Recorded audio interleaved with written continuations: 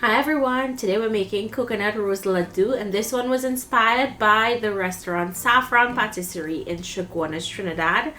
So this one was so amazing, super easy to put together, and you and your guests will love it. So let's start with a pot on low heat. We're adding in ghee.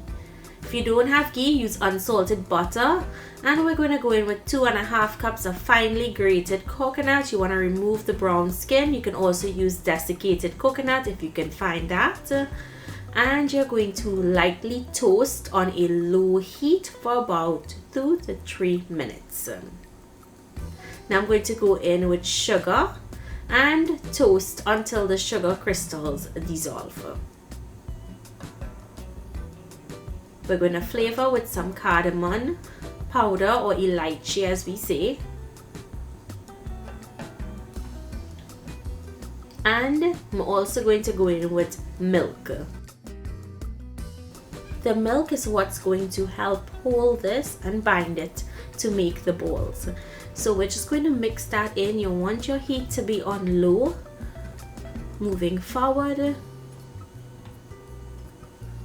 Now I'm going to go in with condensed milk.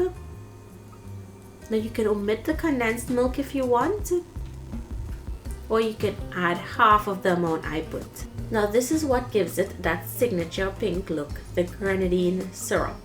So we're adding it a little at a time and we'll mix. You don't want to add all at once, because if this becomes very soft, you'll have to add more milk powder to help bring it together. So add a little and mix, a little and mix.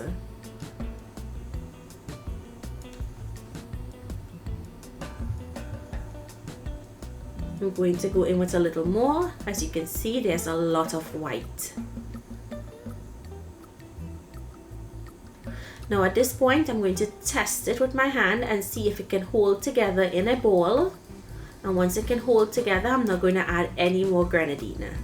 If you cannot find grenadine, you can use 1.5 parts sugar to 1 cup of water. Boil it down until it's a thick syrup, and use pink food coloring to color it. When you're using food coloring, you have to be very careful. So after you mix it well, this is what it would look like. Allow it to cool down.